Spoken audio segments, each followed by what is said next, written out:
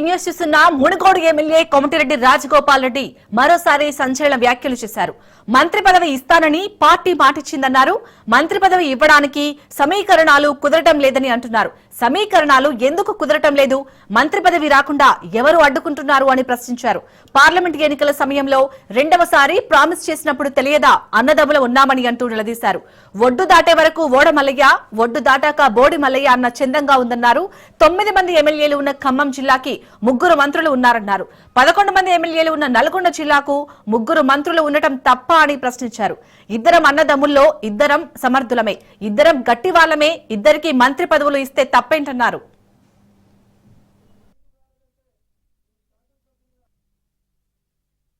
మునుగోడు ప్రజలకు అన్యాయం చేసిన రాజగోపాల్ రెడ్డికి అన్యాయం చేసినట్టే. మీ అందరికి అన్యాయం చేసి ఇక్కడ అభివృద్ధికి నిధులు రాలేదంటే నేను శాసనసభ్యులుగా నేను సంతోషంగా ఉంటారా? అంటే మీకు అన్యాయం జరిగితే నాకు అన్యాయం జరిగినట్టు కదా. అందుకనే ఎప్పుడంట నాకు అన్యాయం జరిగినా పర్వాలేదు, కానీ మునుగోడు ప్రజలకు అన్యాయం చేయొద్దని గతంలో చెప్పిన ప్రభుత్వానికి ఇప్పుడు కూడా చెప్తున్నా. సరే, నాకు మీరు మాట ఇచ్చినప్పుడు ఇద్దరు, కానీ అప్పటిదాకా మాత్రం మునుగోడు అభివృద్ధికి మాత్రం సహకరించండి, ఒక్క రూపాయి కూడా ఆపేస్తున్నా. ఇష్టమైన మాట ఆలస్యమైంది, సమీకరణాలు కుదరలేదు అంటున్నారు. ఎందుకు కుదురుతాయో సమీకరణలు? మనసు ఉంటే మార్గం ఉంటుంది. ఎవరు కుదరలేదు రాకుండా ఎందుకు కుదురుతాయో సమీకరణలు? నీకు నన్ను పార్టీలో తీసుకున్నప్పుడు కదా మీ ఇద్దరు అడగలు ఉండాలి కదా, వాళ్ళకు తెలుసుగా. మన పార్లమెంట్ ఎన్నికలప్పుడు రెండోసారి ప్రామిస్ చేసి మాట ఇచ్చినప్పుడు కదా మీ ఇద్దరు అడగలున్నాయి. అంటే అది ఎట్లుందంటే ఒడ్డు దాటినాక ఓడమల్లయ్య, కొడుదానంలో బోడమల్లయ్య అన్నట్టుంది. ఇప్పుడు సమీకరణం కుదురుతలేవని మన బట్టి విక్రమార్క గారు అంటున్నారు. ఏం కుదురుతలేవు? 9 మంది ఎమ్మెల్యేలు ఉన్న ఖమ్మం జిల్లాలో 3 మంత్రులు ఉన్నారు. ఎంతమంది ఉన్నారు? 11 మంది ఎమ్మెల్యేలు ఉన్నా 40కు 3 ఉన్నారు. తప్ప మహబూబ్నగర్కు ముఖ్యమంత్రి ఇచ్చినాం కదా మనం. రేవంత్ రెడ్డికి ముఖ్యమంత్రి ఇచ్చినప్పుడు ఇద్దరు తప్పేంది?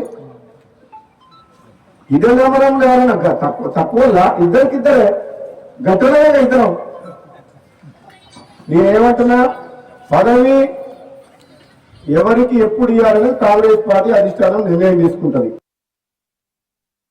మునుగోడు ప్రజలకు అన్యాయం చేసిన రాజగోపాల్ రెడ్డికి అన్యాయం.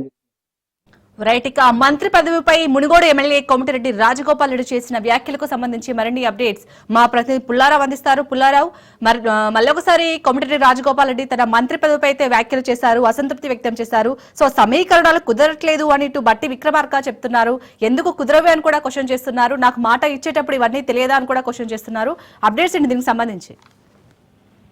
కానీ మరోమారు రాజగోపాల్ రెడ్డి హాట్ కమెంట్ చేసిన పరిస్థితి ఉంది. మునుగోడు నియోజకవర్గంలో వివిధ అభివృద్ధి కార్యక్రమాల్లో పాల్గొంటూ ఈ రోజు కూడా కొన్ని ఆసక్తికరమైన కామెంట్ చేసిన పరిస్థితి ఉందని చెప్పుకోవచ్చు. ముఖ్యంగా అధిష్టానాన్ని టార్గెట్ చేస్తూ ఈ యొక్క వ్యాఖ్యలు చేసిన పరిస్థితి నెలకొని చెప్పవచ్చు. ఈ గతంలో తను అంటే బీజేపీలో జాయిన్ అయిన తర్వాత సంబంధించేసి మంత్రి పదవి ఇస్తా అని చెప్పేసి మళ్ళీ కాంగ్రెస్ పార్టీలో తీసుకొచ్చారు. ఆ తర్వాత నెక్స్ట్ వచ్చిన తర్వాత పార్లమెంట్ ఎన్నికల్లో భువనగిరి పార్లమెంట్ స్థానాన్ని గెలిపించుకున్నట్లయితే మంత్రి పదవి ఇస్తామని చెప్పేసి హామీ ఇచ్చిన పరిస్థితి ఉందని చెప్పి కూడా ఆయన చెప్పుకొచ్చాడు. ఇదే విషయానికి సంబంధించి బట్టి విక్రమార్క కామెంట్ చేసిన పరిస్థితి ఉంది. ఎందుకంటే నా ముందే ఈ విషయం జరిగింది. ఖచ్చితంగా అధిష్టానం మాత్రం హామీ ఇచ్చిన మాట మాత్రం వాస్తవమే, కాకపోతే కొన్ని సమీకరణల వల్ల ఈ మంత్రి పదవిని రాకుండా పోతుందని చెప్పేసి కూడా బట్టి విక్రమార్క చెప్పిన పరిస్థితి అయితే ఉంది. ఇదే విషయాన్ని ఈ రోజు మాత్రం రాజగోపాల్ రెడ్డి ప్రస్తావించిన పరిస్థితి ఉందని చెప్పొచ్చు. ముఖ్యంగా రాజగోపాల్ రెడ్డి ఇదే విషయానికి సంబంధించి మాట్లాడుతూ మీ ఇద్దరం అన్నదమ్ములము, మా ఇద్దరం అన్నదమ్ముల విషయం కూడా అధిష్టానానికి తెలుసు, ఇద్దరం సమర్థులం కూడా తెలుసు. సో ఇద్దరు అన్నదమ్ముల విషయానికి అంటే ఇద్దరు అన్నదమ్ములు ఉంటే మంత్రి పదవి ఇవ్వకూడదు అన్న విషయం వాళ్ళకు గతంలో గుర్తులేదా? మరి ఆ విధంగా ఉన్నట్లయితే ఎందుకు హామీ ఇవ్వడం జరిగింది? సో హామీ ఇచ్చిన తర్వాత హామీని నిలబెట్టుకోవాలన్నా వద్దా అనేది మాత్రం వాళ్ళకి వదిలివేస్తాము.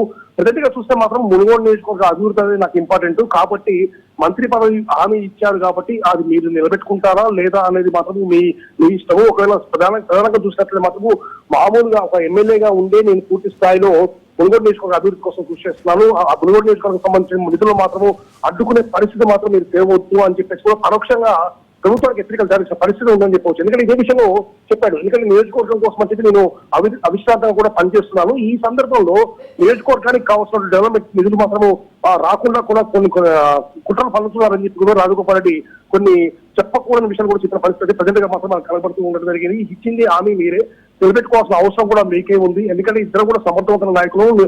మరో విషయం కూడా చెప్పారు ఇదే విషయంలో. ఖమ్మం జిల్లాకు సంబంధించేసి 9 మంది ఎమ్మెల్యేలుగా ఉంటే వాళ్ళకి 3 మంత్రి పదవులు ఇవ్వడం జరిగింది.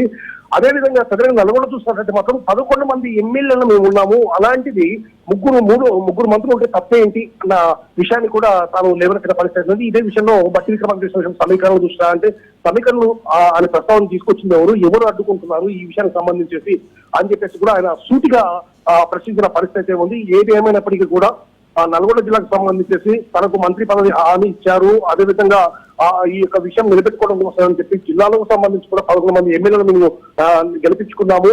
సో కాబట్టి తప్పనిసరిగా మంత్రి పదవి అయితే ఖచ్చితంగా వస్తుందని చెప్పి ఆశిస్తున్నా. ఒకవేళ నేను రాని పక్షంలో కూడా నేను ఏం బాధపడలేదు. ఎందుకంటే నాకు నియోజకవర్గ అభివృద్ధి ముఖ్యమో, నియోజకవర్గ ప్రజలు ఇంపార్టెంట్, వాళ్ళ సంక్షేమం నాకు ముఖ్యమో అని చెప్పేసి కూడా రాజగోపాల్ రెడ్డి మాత్రం పరోక్షంగా ప్రస్తావిస్తూ ఇటు బట్టి విక్రమార్కతో పాటు అదేవిధంగా కేంద్ర అధిష్టానానికి అదేవిధంగా రాష్ట్రానికి సంబంధించిన ముఖ్యమంత్రికి మాత్రం సూటి అయినటువంటి ప్రశ్నలు మాత్రం వేసిన పరిస్థితి ఉంది. Shalini. Right, thank you Pullarao.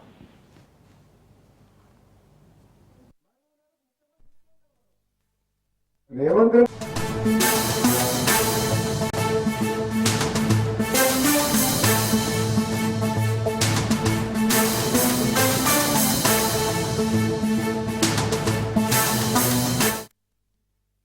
జిల్లా ఒంగోలు పోలీసుల ఎదుట మరోసారి సినీ డైరెక్టర్ రామ్ గోపాల్ వర్మ విచారణకి హాజరయ్యారు.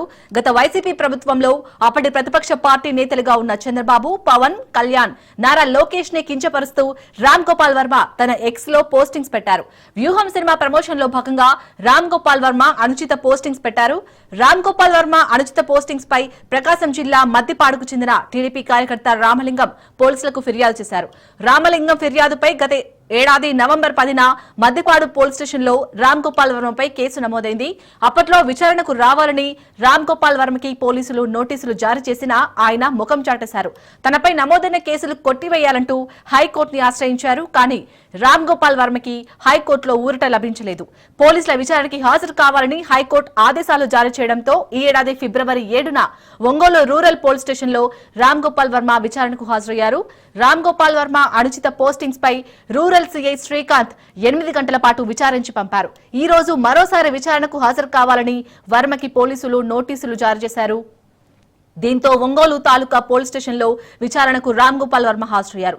రామ్ గోపాల్ వర్మతో పాటు ఆయన లాయర్లను విచారణకి పోలీసులు అనుమతించారు.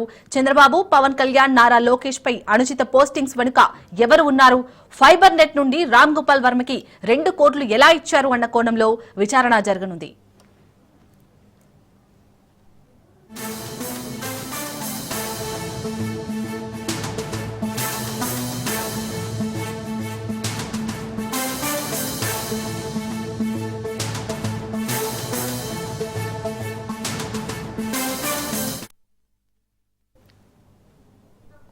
ఇక రామ్ గోపాల్ వర్మ పోలీసుల విచారణకు సంబంధించి మరిన్ని అప్డేట్స్ మా ప్రతినిధి సురేష్ అందిస్తారు. సురేష్, విచారణ ఏ విధంగా కొనసాగుతుంది?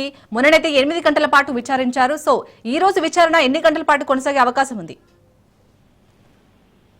ఈ రోజు అయితే ఒంగోలు పోలీసులు ఏదైతే మరోసారి అయితే రామ్ గోపాల్ వర్మ అయితే విచారణకు అయితే వచ్చారు. గతంలో వైసీపీ ప్రభుత్వం అప్పట్లో ఉన్నప్పుడు ఇటు ప్రతిపక్ష నేతలుగా ఉన్న చంద్రబాబు గాని, పవన్ కళ్యాణ్, నారా లోకేష్ కిందపరిస్తే అప్పట్లో రామ్ గోపాల్ వర్మ అయితే తన ఎక్స్ లో ఇటు ఎవరైతే 3 ఉన్నారో చంద్రబాబుది కానీ, నారా లోకేష్ కానీ, పవన్ కళ్యాణ్ ఫోటోని మార్కింగ్ చేసి పెట్టారని చెప్పి గతంలో అయితే ఇటు మద్దిపాడు పోలీస్ స్టేషన్ ఏదైతే ఉందో నాగలపురం మద్దిపాడు పోలీస్ స్టేషన్ లో స్థానికంగా ఉన్న టీడీపీ నాయకుడు రామలింగం అయితే ఫిర్యాదు చేశారు. గతంలో ఆ కేసు మీద అయితే గతంలో అప్పట్లో అయితే ఇటు ఒంగోలు రూరల్ పోలీసులు ఎవరైతే ఉన్నారో వాళ్ళు రామ్ గోపాల్ వర్మ హైదరాబాద్ వెళ్ళి రామ్ గోపాల్ వర్మ కూడా నోటీసులు ఇచ్చిన పరిస్థితి అయితే ఉంది. అయితే ఆ నోటీసు ఇచ్చిన క్రమంలో రామ్ గోపాల్ వర్మ విచారణకు రాకుండా అయితే కొంతకాలం పాటు కాపాడకుండా వెళ్ళిపోయిన అజ్ఞాతంలోకి వెళ్ళిపోయిన పరిస్థితి. ఆ తర్వాత అయితే హైకోర్టులో రామ్ గోపాల్ వర్మ ఈ కేసును కొట్టేయాల్సిందిగా కూడా గతంలో హైకోర్టులో పిల్లి వేశారు. అయితే హైకోర్టు దాన్ని అభ్యంతరం వ్యక్తం చేయడంతో మీరు విచారణకు హాజరవ్వండి, పోలీసులు అడిగిన వాటికి సమాధానం ఇవ్వండి, అయితే అరెస్ట్ చేయకుండా ఉంటారు పోలీసులు అని కూడా అప్పుడు హైకోర్టు ఆయన చెప్పింది. దీంతో అప్పటి నుంచి అయితే గతంలో ఫిబ్రవరి నెలలో కూడా ఈ కేసుకు సంబంధించి అయితే రామ్ గోపాల్ వర్మ దాదాపు ఉదయం నుంచి సాయంత్రం వరకు అయితే ఈ విచారణ కొనసాగింది. అయితే విచారణకు వచ్చినప్పుడు కూడా రామ్ గోపాల్ వర్మ అయితే తన ఫోన్లు కానీ తనకు సంబంధించిన ఎలక్ట్రానిక్ గూడ్స్ ఏవైతే ఉంటాయో వాటికి సంబంధించి అయితే ఏవీ లేవు అని చెప్పి ఎప్పుడైతే పోలీసులు వాటిని రికవరీ చేయాలి, మీ ఫోన్ లేవు అని చెప్పి అడిగినప్పుడు రామ్ గోపాల్ నా దగ్గర క్యాష్ గా హైదరాబాద్ లో ఉన్నాయి అని చెప్పి కూడా అప్పుడు చెప్పే పరిస్థితి. అయితే అదే కేసుకు సంబంధించి ఆ మార్కింగ్ కేసుకు సంబంధించి మరోసారి ఈ రోజు అయితే ఒంగోలు గత 2-3 గంటల క్రితం అయితే ఒంగోలు రూరల్ పోలీస్ స్టేషన్ కి అయితే రామ్ గోపాల్ వర్మ హాజరైన పరిస్థితి అయింది. ప్రస్తుతం రూరల్ శ్రీకాంత్ అయితే ఈ కేసుకు సంబంధించి రామ్ గోపాల్ వర్మ విచారణ చేస్తున్నారు. ప్రస్తుతం ఈ విచారణ కూడా దాదాపు సాయంత్రం 4 గంటల వరకు సాగే అవకాశం కనపడుతుంది. ఏదైతే ప్రధానంగా అంటే ఈ మార్కింగ్ చేయడం కోసం ఆ వ్యూహం సినిమా ఏదైతే ఉందో దాంట్లో భాగంగా దాన్ని ప్రమోషన్స్ లో భాగంగా మార్కింగ్ చేస్తామని చెప్పి గతంలో రామ్ గోపాల్ వర్మ చెప్పినట్టుగా అయితే ప్రచారం జరిగింది. అంటే ఆ మార్కింగ్ వెనక ఇటు పవన్ కళ్యాణ్ కానీ చంద్రబాబు కానీ నారా లోకేష్ కానీ ఈ ఫోటోలు మార్కింగ్ చేశారు కాబట్టి తన ఎక్స్ ఏదైతే ట్విట్టర్ ఉందో దాంట్లో పెట్టారు కాబట్టి దీని వెనక ఇంకెవరైనా ఉన్నారా, లేకపోతే మీరే మార్కింగ్ చేశారా, మార్కింగ్ చేయడానికి గల కారణాలు ఏంది అని చెప్పి ప్రధానంగా అయితే ప్రశ్నలు సంధిస్తున్న పరిస్థితి. అట్లాగే ఏదైతే ఫైబర్ నెట్ ఉందో ఫైబర్ నెట్ కి వ్యూహం సినిమా కోసం దాదాపు 2 కోట్ల వరకు ఇటు రామ్ గోపాల్ వర్మ ఖాతా కొట్టినట్టుగా అయితే పోలీసులు సమాచారం వివరాలు అయితే పోలీసుల దగ్గర ఉంది. అవి కూడా దాని మీద కూడా ప్రధానంగా అయితే పోలీసులు రామ్ గోపాల్ వర్మకి అంటే చాలా తక్కువ వ్యూస్ వచ్చిన ఈ వ్యూహం సినిమా కోసం దాదాపు వైసీపీ ప్రభుత్వం 2 కోట్ల వరకు ఎందుకు మీకు ఇచ్చింది అంటే ఈ సినిమా చాలా వరకు ఫ్లాప్ గా ఉంది కదా, దీన్ని ఎవరు చూసిన పరిస్థితి కూడా లేదు, అలాంటి సినిమాకి 2 కోట్లు మీకు ఇవ్వడానికి గల కారణాలు ఏంది, దీని వెనక ఎవరున్నారు అనేది కూడా ప్రధానంగా అయితే పోలీసులు ఆయన విచారిస్తున్న పరిస్థితి ఉంది. అయితే రామ్ గోపాల్ వర్మ రావడంతో స్థానికంగా ఉన్న పోలీసు ఎటువంటి ఇబ్బందులు తలెత్తకుండా అవాంఛనీయ ఘటన చోటు చేసుకున్న పోలీసులు అయితే రూరల్ పోలీస్ స్టేషన్ దగ్గర అయితే భారీ బందోబస్తు ఏర్పాటు చేశారు. అట్లాగే రామ్ గోపాల్ వర్మతో పాటు ఆయన లాయర్ ఎవరైతే ఉన్నారో ఆయన్ని కూడా విచారణలో రామ్ గోపాల్ వర్మ పక్కన ఉండడానికి అయితే పోలీసులు అనుమతించిన పరిస్థితి ప్రస్తుతం అయితే విచారణ జరుగుతున్న పరిస్థితి కనబడుతుంది. Right, thank you Suresh.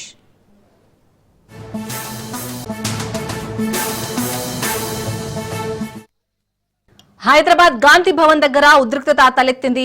Gandhi Bhavan ముట్టడించేందుకు నిరుద్యోగులు ప్రయత్నించారు. ఉద్యోగాలు కల్పించాలని నినాదాలు చేశారు. ఆందోళనకారుల్ని పోలీసులు అరెస్ట్ చేసి తరలించారు.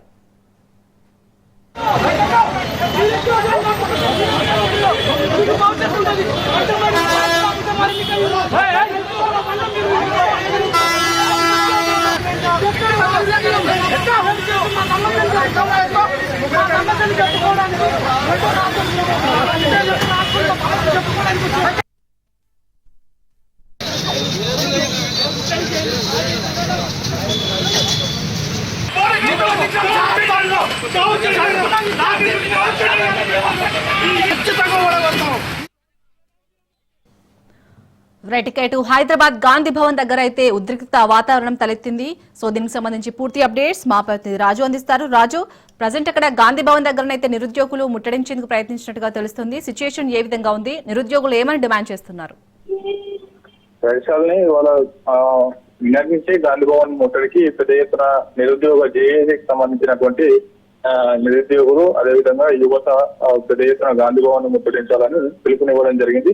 అయితే ఎన్నికల ముందు కాంగ్రెస్ పార్టీ ఇచ్చినటువంటి హామీలో భాగంగా అసలు మేనిఫెస్టోలో యువత డిక్లరేషన్ లో భాగంగా మొదటి అధికారంలోకి వచ్చినటువంటి మొదటి ఏడాదిలోనే 2 లక్షల ఉద్యోగాల భర్తీకి నోటిఫికేషన్ జారీ చేస్తాం. దాంతో పాటుగానే అటు యువతకు మరిన్ని అవకాశాలు కల్పిస్తాం అనేటటువంటి కోణంలో కూడా ఈ యొక్క పూర్తి స్థాయిలో మనకు ఈ యొక్క హామీని ఇవ్వడం జరిగింది. దీనికి సంబంధించి కూడా పెద్ద ఎత్తున ఇవాళ మెరుపు దాడి చేశారు గాంధీ భవన్ కు యువత.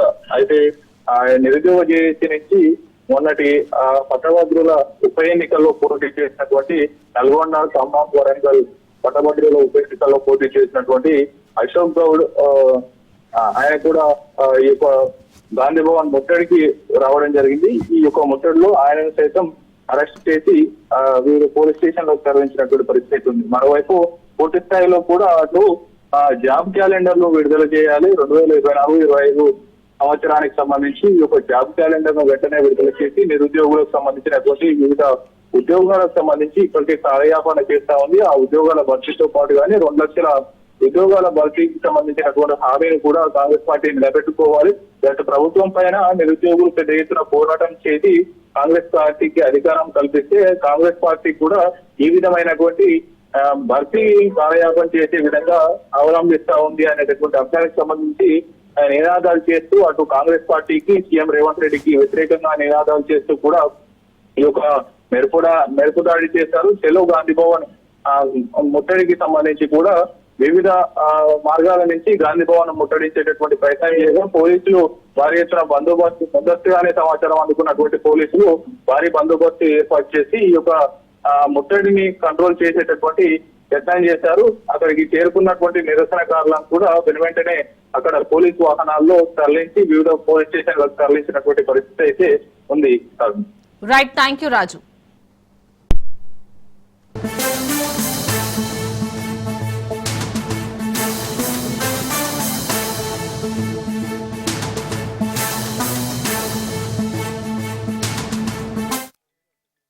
కడప జిల్లా పులివెందులలో ఉద్రిక్తత కొనసాగుతుంది.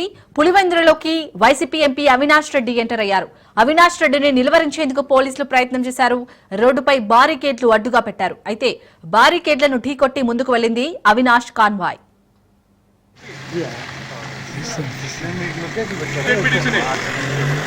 నామినేట్ చేసుకోవచ్చు కదా అది.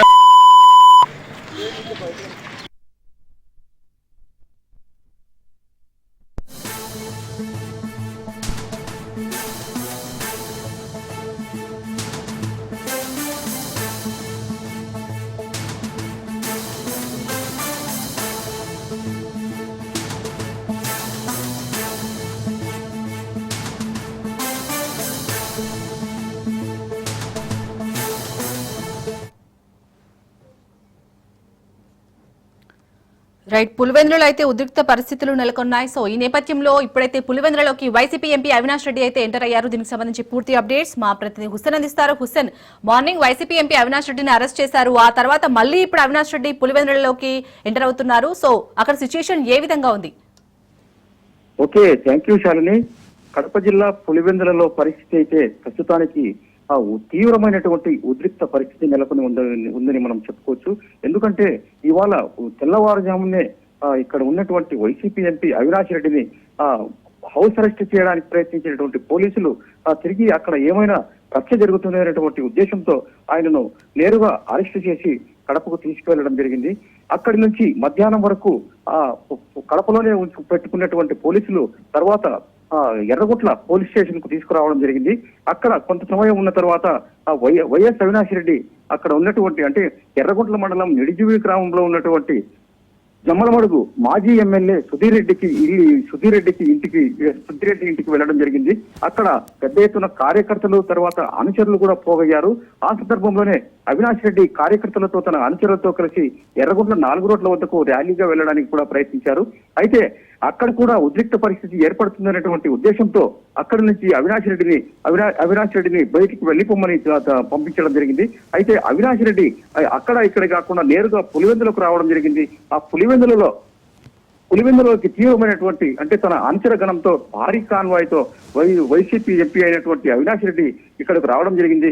అయితే ఇక్కడ రావడంతోనే అనుచరులు కూడా ఇక్కడ ఆయన కార్యాలయానికి భారీగా చేరుకున్నారు. అయితే ఇక్కడ జరిగేటువంటి పరిణామాలు ఏ విధంగా ఉంటాయనేటువంటి ఉద్దేశంతో కర్నూలు రేంజ్ డీజీపీ కోయ ప్రవీణ్ తర్వాత జిల్లా ఎస్పీ అశోక్ కుమార్ నేరుగా పులివెందులలో ఉన్నటువంటి వైసీపీ కార్యాలయానికి చేరుకున్నారు. అప్పటికే అక్కడికి పెద్ద ఎత్తున కార్యకర్తలు అనుచరులు కూడా చేరుకున్నారు. ఈ సందర్భంలో ఎందుకు తనను అరెస్ట్ చేశారు, ఎన్నికలను సజావుగా జరగకుండా ఎందుకు చేశారంటూ కార్యకర్తలు తర్వాత వైసీపీ ఎంపీ అవినాష్ రెడ్డి కూడా తీవ్ర స్థాయిలో పోలీసులతో వాగ్వివాదానికి దిగారు. ఈ సందర్భంలోనే పెద్ద ఎత్తున ఉద్రిక్తత ఏర్పడింది. అదే విధంగా పోలీసులు అంటే ఇక్కడ ఉన్నటువంటి కార్యాలయం వద్ద భారీగా పోలీసులు మోహరించారు.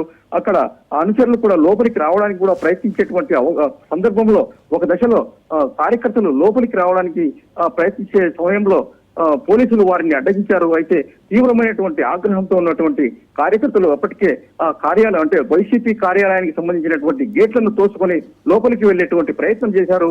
అయినా కూడా పోలీసులు వారిని చెదరగొట్టి దూరంగా పంపించి వేయడం జరిగింది. అయితే ప్రస్తుతము డీజీపీ కర్నూలు రేంజ్ డిఐజీ కోయ ప్రవీణ్ తో పాటు జిల్లా ఎస్పీ అశోక్ కుమార్ కార్యాలయంలో వైఎస్ అవినాష్ రెడ్డితో చర్చలు జరుపుతున్నారు. అయితే ఈ చర్చల సారాంశం ఏమై ఉంటుందో అనేటువంటిది మనకు తెలియాల్సి ఉంది. అయితే బయట పరిస్థితి మాత్రం పులివెందులలో ఇప్పటికీ ఉద్రిక్తంగానే ఉందని చెప్పుకోవచ్చు శాలిని.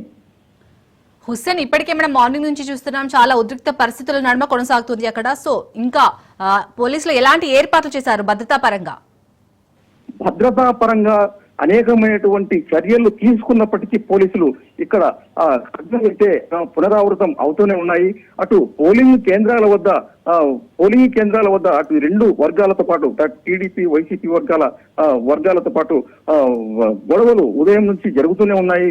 అయితే ఈ దశలో వైఎస్ అవినాష్ రెడ్డిని, తర్వాత మాజీ ఎమ్మెల్సీ వైసీపీ రాష్ట్ర ప్రధాన కార్యదర్శి అయినటువంటి సతీష్ రెడ్డిని కూడా పోలీసులు ఇదివరకే హౌస్ అరెస్ట్ చేయడం జరిగింది. దీంతో ఇక్కడ పులివెందులలో ఉన్నటువంటి వైసీపీకి పెద్ద దిక్కు లేకుండా పోయిందనేటువంటిది వైసీపీ కార్యకర్తలు తీవ్రమైనటువంటి ఆవేదనతో పాటు ఆగ్రహం వ్యక్తం చేస్తున్నారు. టీడీపీకి సంబంధించినటువంటి దౌర్జన్య కాండ కొనసాగుతుందని, పులివెందులలో ఈ సాంప్రదాయము ఎప్పుడు కూడా లేదని, కేవలం ఒక్క చంద్రబాబు ప్రభుత్వంలోనే ఈ విధమైనటువంటి చర్యలు నెలకొన్నాయని కూడా వైసీపీ కార్యకర్తలు పెద్ద ఎత్తున ఆగ్రహం వ్యక్తం చేస్తున్నారు. Shalini. Right, thank you Hussain. Pulivendula చరిత్రలో తొలిసారి ప్రశాంతంగా పోలింగ్ జరుగుతున్నాయని టీడీపీ అభ్యర్థి లతారెడ్డి అన్నారు. పులివెందులలో ఎన్నడూ ఇలాంటి ఎన్నిక జరగలేదని ఆమె అన్నారు. ఇక్కడ ఓటర్లు తొలిసారి తమ ఓటు హక్కు వినియోగించుకుంటున్నారని ఆసక్తికర వ్యాఖ్యలు చేశారు.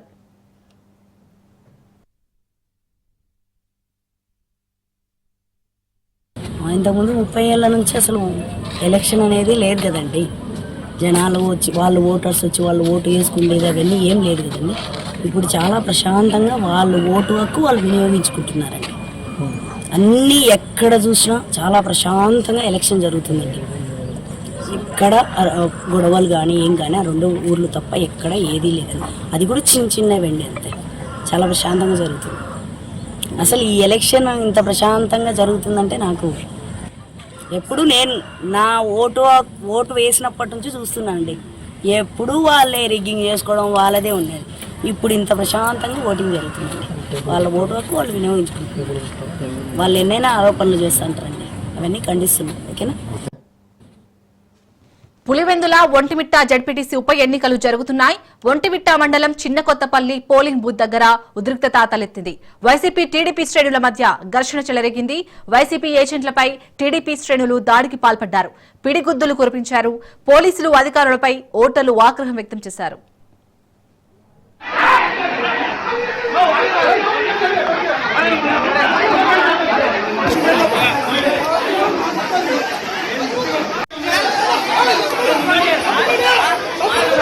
ఏం జరిగింది?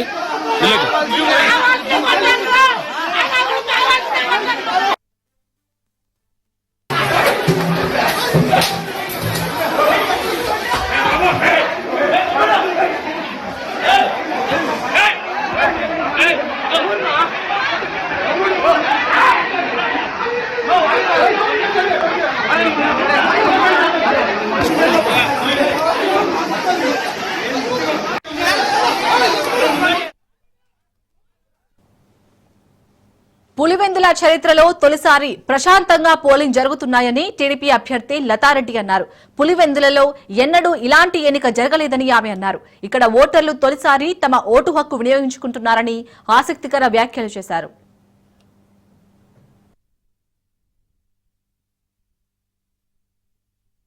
ఇంతకుముందు 30 ఏళ్ల నుంచి అసలు ఎలక్షన్ అనేది లేదు కదండి. జనాలు వచ్చి వాళ్ళు ఓటర్స్ వచ్చి వాళ్ళు ఓటు వేసుకునేది అవన్నీ ఏం లేదు కదండి. ఇప్పుడు చాలా ప్రశాంతంగా వాళ్ళు ఓటు హక్కు వాళ్ళు వినియోగించుకుంటున్నారండి. అన్నీ ఎక్కడ చూసినా చాలా ప్రశాంతంగా ఎలక్షన్ జరుగుతుందండి. ఇక్కడ గొడవలు కానీ ఏం కానీ ఆ రెండు ఊర్లు తప్ప ఎక్కడ ఏదీ లేదండి. అది కూడా చిన్నవండి, అంతే. చాలా ప్రశాంతంగా జరుగుతుంది. అసలు ఈ ఎలక్షన్ ఇంత ప్రశాంతంగా జరుగుతుందంటే నాకు ఎప్పుడు నేను నా ఓటు వేసినప్పటి నుంచి చూస్తున్నా అండి. ఎప్పుడు వాళ్ళే రిగ్గింగ్ చేసుకోవడం వాళ్ళదే ఉండేది. ఇప్పుడు ఇంత ప్రశాంతంగా ఓటింగ్ జరుగుతుందండి. వాళ్ళ ఓటు హక్కు వాళ్ళు వినియోగించుకుంటున్నారు. వాళ్ళు ఎన్నైనా ఆరోపణలు చేస్తుంటారండి, అవన్నీ ఖండిస్తున్నాం. ఓకేనా.